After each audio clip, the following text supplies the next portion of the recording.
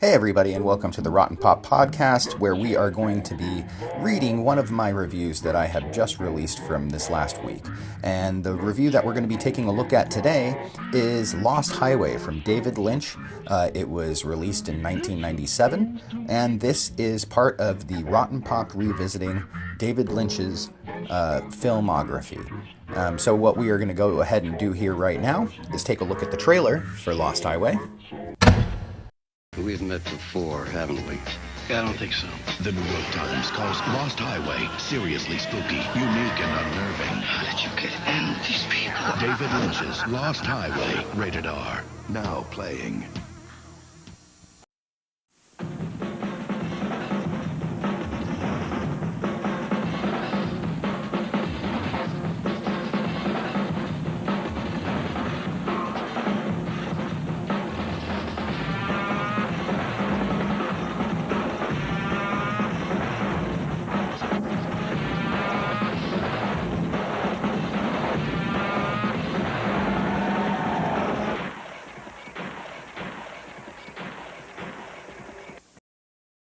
Lost Highway is a psychological neo-noir thriller directed by David Lynch and co-written by the author Barry Gifford.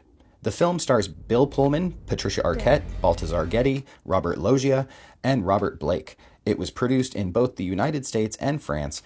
It was distributed internationally by the French studio CyBy 2000, while October Films handled its U.S. theatrical release. The film premiered in France on January 15, 1997, before making its U.S. debut at the Sundance Film Festival on February 21st of that same year. For this review, I've viewed both the original VHS release and the HD streaming version that we have on Google Play right now.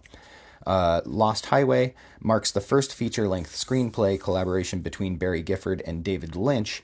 Previously, Lynch had adapted Gifford's novel Sailor and Lula into the film Wild at Heart from 1990, and we had reviewed that on RottenPop, so go back and take a look at that. It's not hard to find. And the two had also worked together on the short-lived HBO series Hotel Room, which we also took a look at on RottenPop. Go back and watch the short or the episode from that film entitled Blackout with Crispin Glover. It's fantastic.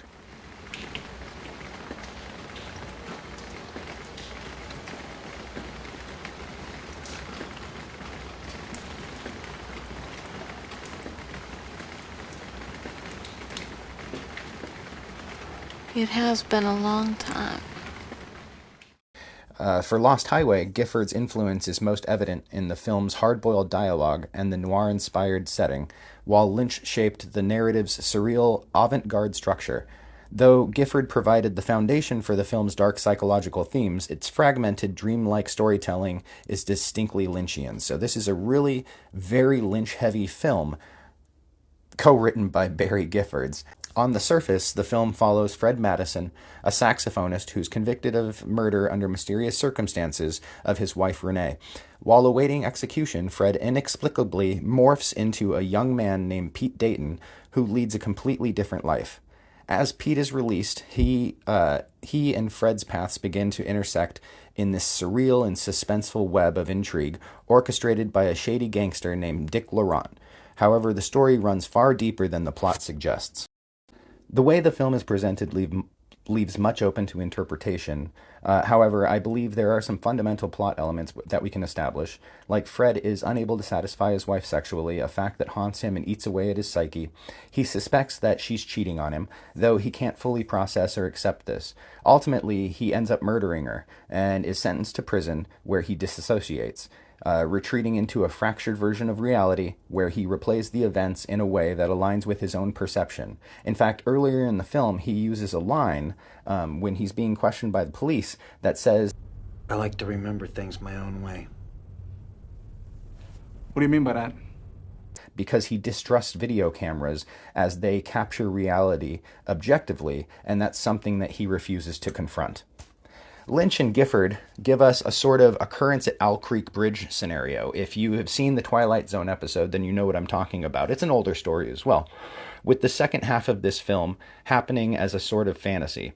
Fred is running away from the idea that he murdered his wife, and has even gone as far as to create a fantasy world for himself where he's now Pete, a James Hurley type character who works on cars and fucks beautiful women, bombs on motorcycles, and doesn't take shit from anybody. Every woman wants him, and every man wants to be him. But things start to fall apart, and the world is not as it seems. Pete meets a young woman who embodies everything that he desires, but he's plagued by pain and headaches as the tethers to his reality begin to unravel, intertwining Fred and Pete's lives in existential and non-linear ways. This all culminates in the complete collapse of reality, with Fred ultimately facing execution in the electric chair, leaving nothing behind but the vast open, lost highway. The film explores intense themes of duality, adultery, denial, guilt, as well as tackling the Madonna horror dichotomy, the fragility of masculinity, identity, and uroxide. It's exuricide, but I guess I never learned how to speak. The murder of one's wife. It's a weird word that I just learned this week, so... Lost Highway delves into the human psyche as it scrambles for answers trapped in a bleak cycle of doom. A psychological journey like no other. By presenting this story in a circular fashion, Lynch forces the audience to actively piece together the fragments and question the nature of reality within the film. A lot of the interpretation of the plot becomes obvious after you learn that David Lynch had been inspired to make this film following the high-profile O.J. Simpson murder case in which Simpson murdered his wife and her lover, who allegedly killed his wife. So whatever, however you feel about the O.J. Simpson case. This soundtrack, though, for Lost Highway is one of the greatest of all time, and that is no joke whatsoever. This was so formative to my listening choices when I was growing up. It broadened my horizons with artists like David Bowie, Nine Inch Nails, Rammstein, Marilyn Manson, Lou Reed.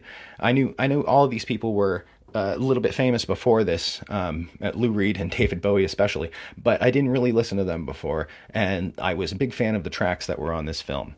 There's also industrial soundscapes that paint this all bleak, undeniably badass picture. Lynch masterfully integrates each song into the film, creating a tremendous audio-visual experience. The opening sequence was set to David Bowie's I'm Deranged, and that lives rent-free in my head forever. There are two sequences that feature Rammstein tracks, and both of those are used to perfection. Another track that lives inside my head, or a clip from the film that lives inside my head, is the scene where Fred comes in and this was all before they broke big with Du Hast. So David Lynch had his finger on the pulse here. Trent Reznor and Angelo Badalamenti and Barry Adamson, it added this layer of haunting brilliance. It was fantastic. And while the film doesn't exist in the same universe as Twin Peaks, we can see a lot of similar thematic elements here.